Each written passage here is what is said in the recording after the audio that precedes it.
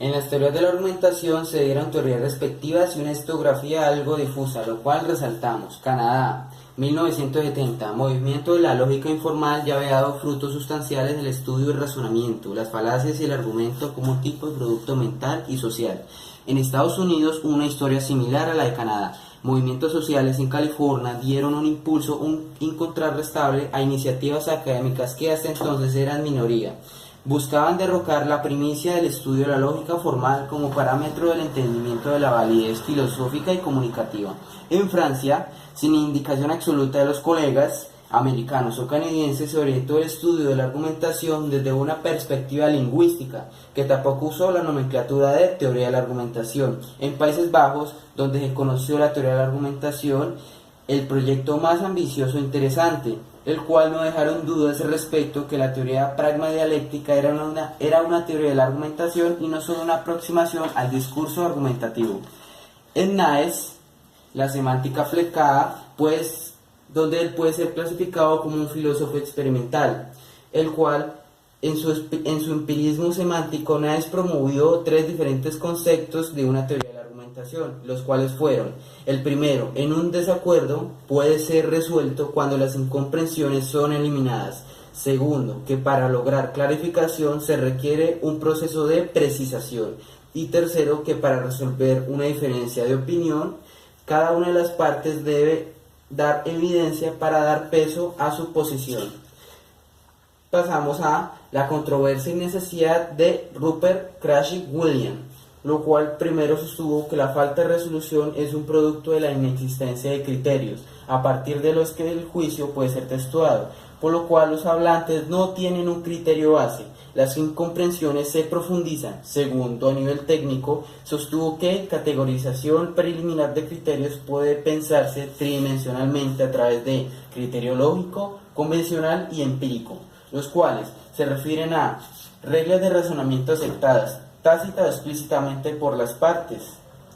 los cuales los razonamientos que apelan a la ignorancia son inválidas, o aquellos que se afirman en consecuencia sean débiles. El criterio convencional se utiliza una preposición o juicio respecto del que otra parte está de acuerdo de forma previa, y los empíricos se puede entender cómo se divide en dos dimensiones: el objetivo, el cual las proposiciones deben concordar con los hechos, y el contextual, el cual la forma en que los hechos se han descrito debe estar en concordancia con el propósito de la proposición esgrimida. En la audiencia y persuasión de Perelman, el hacer intelectual del Perelman fue prolífero, aunque su trabajo se conoce como neorretórica, porque es la versión contemporánea de los esfuerzos griegos y latinos. Se puede distinguir un set de técnicas dispuestas a un discurso por un hablante para obtener la adhesión de la audiencia. Por ejemplo, los argumentos cuasiológicos, los argumentos basados y fundamentados en la estructura de lo real, la disociación de nociones y por último la noción de interacción de argumentos. Pasando a Tolmin, el cual ve que los argumentos son como un organismo, en cual es marcado fuertemente por un acento pragmático, tiene sentido en lo práctico como en lo útil. Se concibió que en los argumentos, como estos organismos tienen enfermedades llamadas falacias y que tienen cierta longevidad, entonces Tolmin distinguió los argumentos como sustanciales, los cuales son ciegos y sordos a la crítica, muy débiles, o los argumentos analíticos, que tienen encuadro metafórico, que se orientan a la tarea de develar, como las ciencias, la estructura del conocimiento, justificar pretensiones y respaldar juicios. Entonces, en la epistemología aplicada,